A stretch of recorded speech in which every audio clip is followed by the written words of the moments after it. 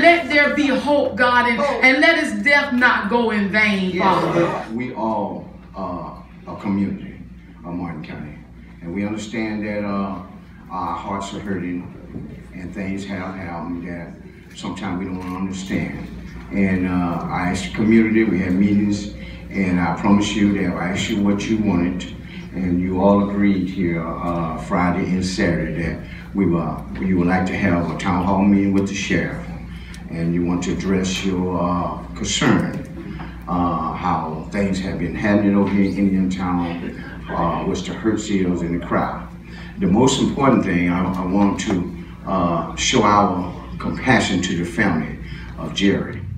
6 rounds were expended, 5 struck Mr. Richardson, and 1 didn't. 5 hit him. Okay, I'm gonna do my best. Honestly, I'm doing my best. But the medical examiner said he was hit 5 times. Just to kind of wrap up and turn over the questions, that night, as I've already said, the FBI responded. The state attorney responded, did their own, and are doing their own investigation.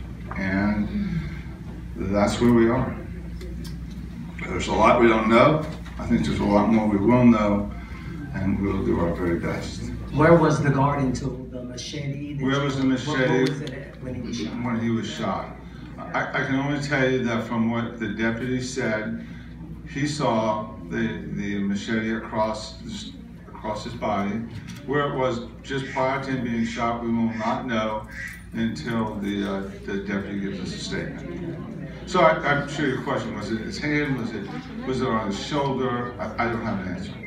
It's a good question. What was the deputy's mental state? First of all, prior to the incident, there was no indication that the deputy had any problems. I would know if there had been complaints about him or if he had PTSD. So prior to the incident, I met with the deputy after, and he was absolutely stunned. There was nothing but, ma'am, I want to share something with you. I'm a lot of things, but I am not a liar. And I went and met that deputy, and about an hour and a half still after that shooting, because I came here first, he was absolutely stunned. He was barely communicating and was in total shock. Now, I have been in this industry long enough, I've been around more officers that shot people than I can remember. And of all the shootings I've ever been on, I don't remember anybody that was as affected as him. So we can say a lot of things tonight, but we cannot say you're not alive. I think it goes with the fact that he took somebody's life, that none of us want to do that. We instinctively want to save lives. You can think what you want about us, but as an industry, we tend to move towards danger, not away from it. We spend our lives trying to save lives, not take lives. I think that he was absolutely shocked that he was forced to use deadly force, and that he is something he will live with for the rest of his life. Mr. Richardson, obviously, you have something to live with also, and I'm not alibying for my deputy, but if we go into our respective corners and stare at each other, this will get us nowhere. We are not as evil as some people would think, and I'm not preaching that we're angels, but we are not killers. And the idea that that deputy went back there to assassinate Mr. Richardson is a journey too far, I think. This is more what I look at as more like an animal caretaker situation, where you guys come in and tap in the tank just to see how we're going to react to certain situations. And then once the situation becomes, now we got a machete with a man. He never did nothing more than go home and come back. To be honest with you, the man only smoked marijuana sometimes. You get what I'm saying? It wasn't that big of a thing. Nowadays, we get to be medicinally supplied this stuff to keep our minds calm. You see? Let me get off. I appreciate you for giving me your time. I'll be at the next press conference.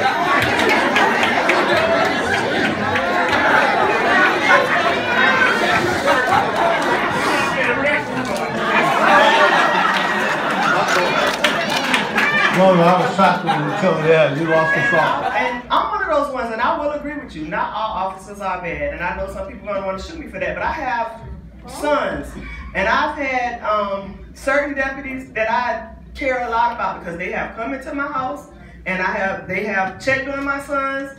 And when it could have been a problem, they came in and said, Kim, you know what? Let me talk to him. So I know that not everybody's bad.